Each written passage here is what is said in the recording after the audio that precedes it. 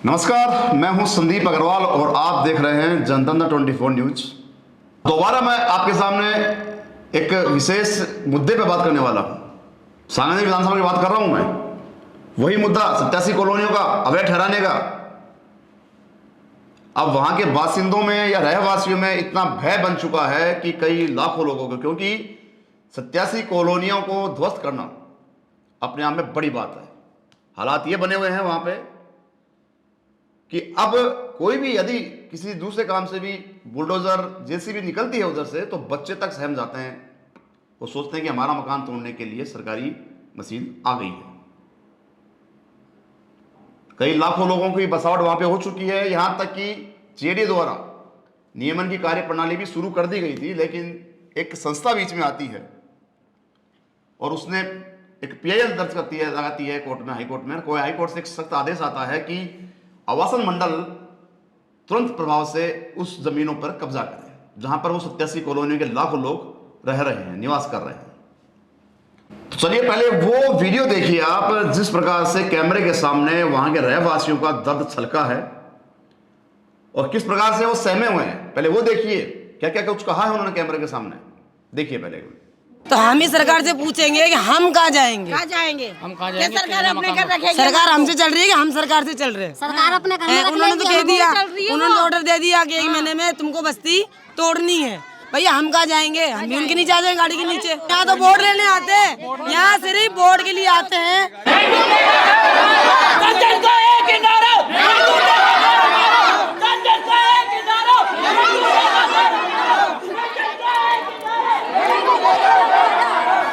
शादी वाली होगी हमारी, हम बच्चे को हम कहाँ लेके जाए? हमें क्यों बसाया यहाँ पे? सिर्फ सारी बात की सुविधा दे दी हमें, पूरी बात सुविधा दी। हमें क्यों है? हमें वेद नहीं है, वेद है हम। आज हम ये तो कहना चाहते हैं, सरकार हमारे पास जमीन होती तो सरकार भी वेद है, बनाने के लिए पता नहीं हमने क्या क्या किया है, बेलदारी की है, पता नहीं क्या क्या किया। नहीं आ रही वो। गवर्नमेंट द्वारा पूरे जयपुर को डेवलपमेंट करने के लिए गृह निर्माण सहकारी समितियों को पंजीकृत कर रखा था। तो पंजीकृत सोसाइटियों ने खातेदारों से लैंड खरीदी और अपनी प्लानिंग करके और भूखंडदारियों को भूखंड अलॉट कर दिए पैसे लेके।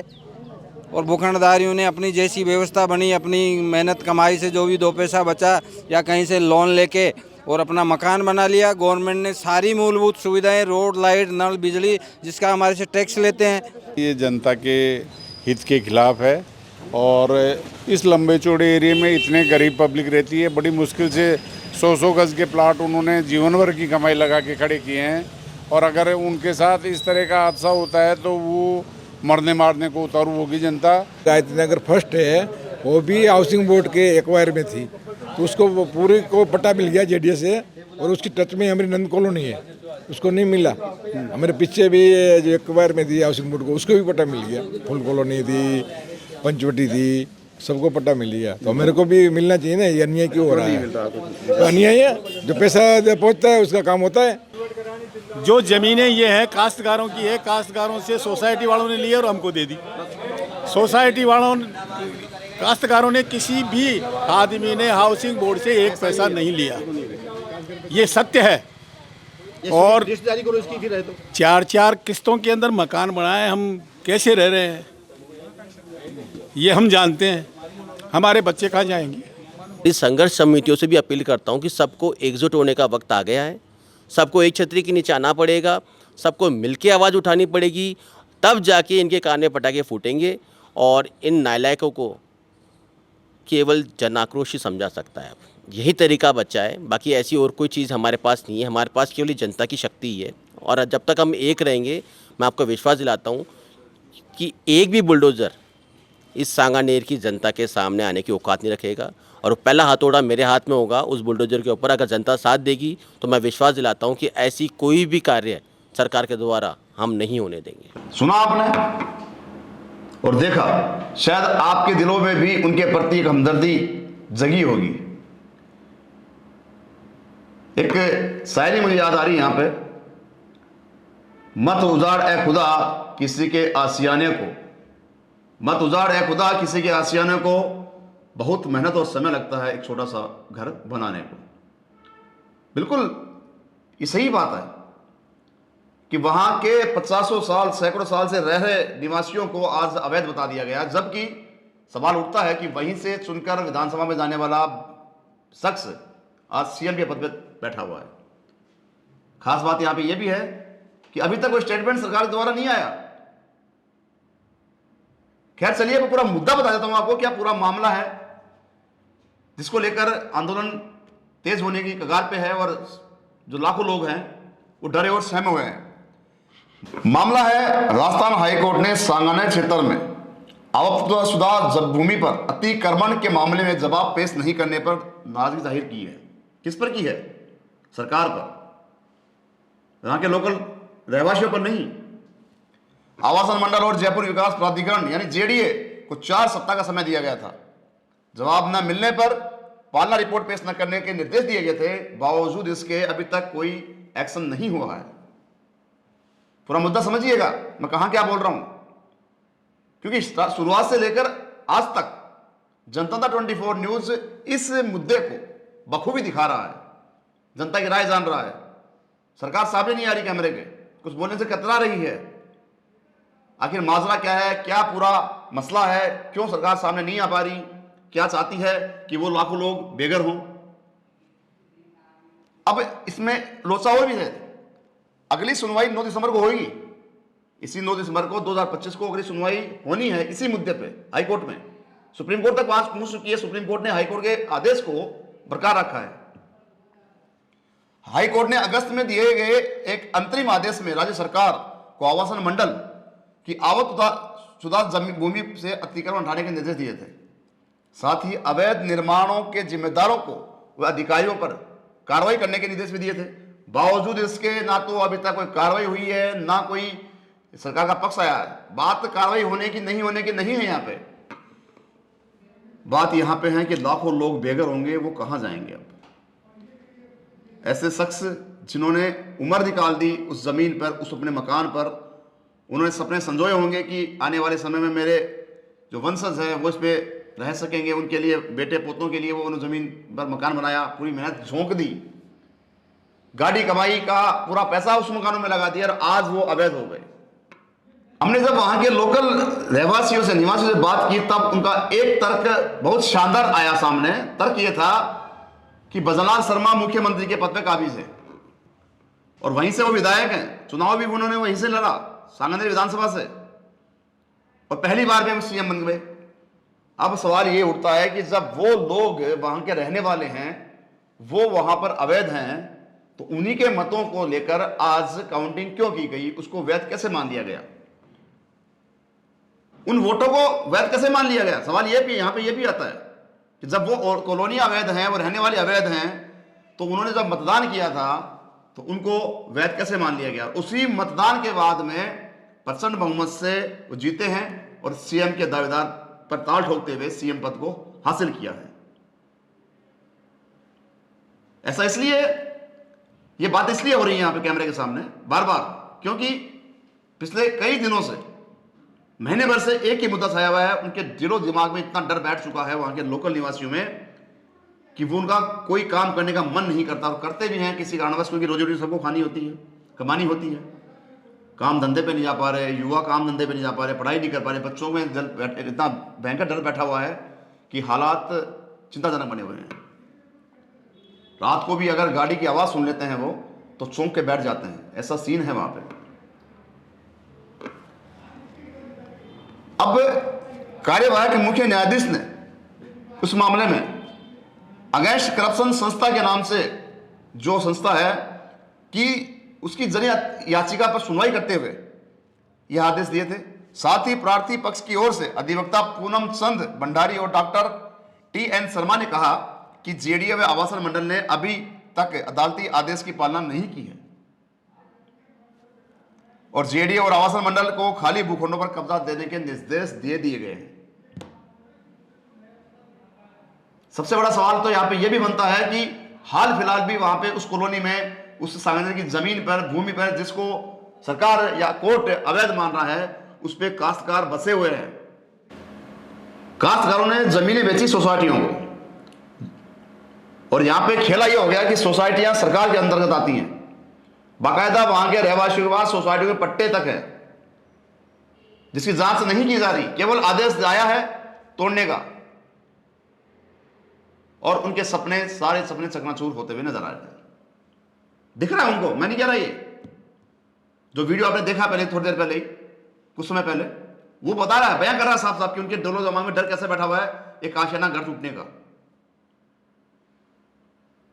लगातार कोशिश की जा रही थी कि कैसे भी सरकार द्वारा अपना पक्ष रखा जाए, और खास बात यहां भी यह भी है कि अभी तक मुद्दा उछले हुए करीब 1 महीने से का समय हो गया है, लेकिन अभी तक पक्ष और विपक्ष की तरफ से कोई रेस्पॉन्स नहीं आया, कोई जवाब नहीं आया। यहां पे चुनाव में लगी हुई है सरकारें, सरकार को जनता सुनती है अपनी रक्षा के लिए, अपनी सुविधा के लिए। कई सामाजिक कार्यकर्ता भी यहां पे मौजूद है, लेकिन हालात ये बन चुके हैं कि भजनलाल शर्मा वहां के विधायक हैं और सीएम पद पे काबिज हैं, बावजूद उसके उनकी तरफ से एक तरीके का या एक छोटा सा मैसेज भी नहीं आया कि आप क्या होने वाला है इसमें। खैर, मेरे साथ इस मुद्दे पर तमाम जानकारी देने के लिए वहीं की लोकल निवासी वो सामाजिक कार्यकर्ता मंजुलता मीणा मौजूद है। सुनते हैं कि क्या कुछ उनकी विडंबना है, क्या उनकी पीड़ा है और किस प्रकार से वो अवैध हैं। सुनाते ही चलिए, बात करते हैं उनसे। पहली बात तो संदीप जी, मैं आपको ये बताना चाहूंगी, हम अवैध नियम वेद हैं। आप हमें अवैध ना बोले, हमें वेद ही बोले। मैं बताऊं, बीच में बात काटूं आपकी, मैं नहीं बोल रहा, ये जो आदेश आगे हैं आगे से हाई कोर्ट से, वो बोल रहे हैं, मैं नहीं बोल रहा ये चीज। तो मैं संदीप जी आपसे निवेदन करती हूँ, आपके मीडिया के माध्यम से मैं भी राजस्थान हाई कोर्ट को ये निवेदन करना चाहूंगी कि राजस्थान हाई कोर्ट से जो उनके न्यायाधीश है संजीव कुमार शर्मा जी से, ये मेरा निवेदन है कि हम अवैध नहीं है सर, हम वेद हैं। और जो हमारी कॉलोनियां हैं, हम काश्तकार रहे हैं वहाँ के, तो हमारी कॉलोनियों का जो एग्रीमेंट है गोविंद नगर का तो 1984 का है और मारुति नगर का 1987 का है, और हाउसिंग बोर्ड ने अवार्ड 1988 में जारी किए थे। ठीक है, लेकिन तो हम सवाल वेद नहीं है, हम वेद हैं। सवाल ये है मंजू जी कि आप हाल फिलहाल स्थिति, क्रिटिकल स्थिति से गुजर रहे हैं, डर और दिमाग में जो वह है तोड़ने का, मकान टूटने का, वो कहीं ना कहीं ज्यादा दिमाग में घेर कर गया है। अब क्या रणनीति है आपकी, आंदोलन कर रहे हैं आप? देखो संदीप जी, भय तो बहुत जनता के दिलो दिमाग में भय की सी स्थिति है। कई लोग सदमे में भी हैं, कई लोग यानी जो कहते हैं ना कि सदमे के कारण अपनी जान भी गंवा सकते हैं। और जो कोर्ट का आदेश है, कोर्ट से मेरा तो निवेदन है कि कोर्ट जनता की तरफ अपनी संवेदनशीलता दिखाए और जनता के पैर में जनादेश दे।